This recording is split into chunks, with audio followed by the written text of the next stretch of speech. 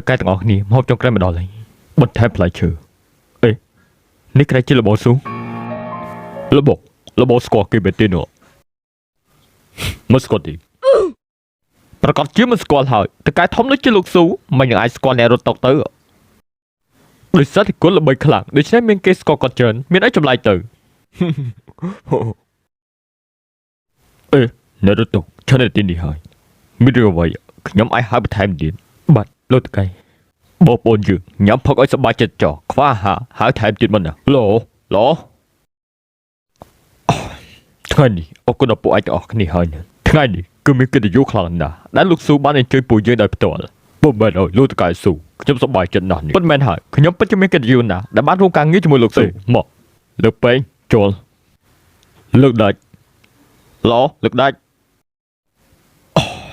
លបងស៊ូតាមតចោះអ្នករត់តុកនោះតើបងស្គាល់មែនទេនោះពិតមែនហើយធ្លាប់ឮបងនិយាយពីបងប្រុសរបស់បងនោះគេនៅណាទៅ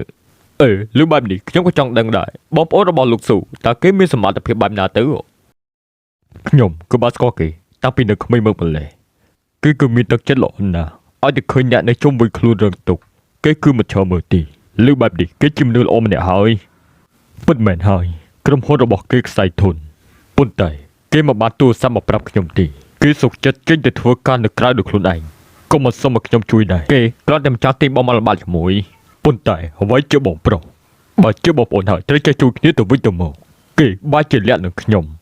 ឃើញគេលំបាកហើយខ្ញុំមិនជួយគេតើខ្ញុំជាបងប្រុសរបៀបណាគ្មានផ្លូវទេខ្ញុំត្រូវតែមកជួបគេផ្ទាល់នៅទីនេះ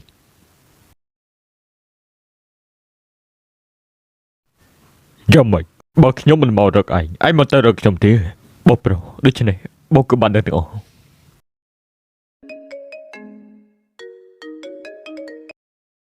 អឡូបងប្រុសស៊ូតែមានការអ្វីដែរខ្ញុំមានមិត្តភក្តិពី3នាក់ចង់ជួបឯងចង់ហៅឯងមកញ៉ាំបាយជាមួយបងប្រុសខ្ញុំមិនបានទៅទេខ្ញុំគឺជាប់មានភ្ញៀវនៅខាងក្រៅមិនអីទេបាយរវល់ហើយក៏រវល់ចាប់ឡើងភ្ញៀវចូលហើយណាបាទលោកតកែខ្ញុំទៅសួស្តីថកែសូមឲ្យអ្នករត់តុកឈ្មោះសូរីយ៉ា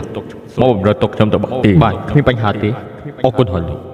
បងប្អូនទាំងអស់គ្នាសូមណែនាំបន្តិចចុះគេគឺជាបងប្អូនរបស់ខ្ញុំដែលធ្លាប់និយាយប្រាប់នោះហើយអាយ៉ាតាពឹកគឺជាគាត់ទេពួកយើងខំតែរងចាំតើពិតអ្នកនៅក្បែរខ្លួនសោះពុំមែនហើយលោកតកែស៊ូបាននិយាយពីលោកប្រាប់ពួកយើងច្រើនណាស់មិនអីទេនៅមានបងប្អូនយើង3នាក់ទៀតត្រូវតែត្រឡប់មកវិញមិនហើយនិយាយត្រូវណាស់មិនមែនហើយមក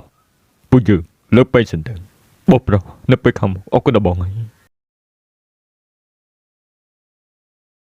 ហើយក៏អរគុណដល់បងប្អូនទាំងអស់គ្នាដែលបានបោះបង់ខ្ញុំនៅពេលដែលខ្ញុំធ្លាក់ចូលបំផុតខ្ញុំប្រកាសជាមិនធ្វើឲ្យបងប្អូនទាំងអស់គ្នាខកបំណងទេខ្ញុំមិនខំប្រឹងតស៊ូមិនអីទេស៊ូឡើងក្លាក្បឿងក៏តែមានថ្ងៃលិចឯខ្យល់ក៏គង់តែមានថ្ងៃប្រែជារឿងដែរតោះពួកយើងចូលលើកដាច់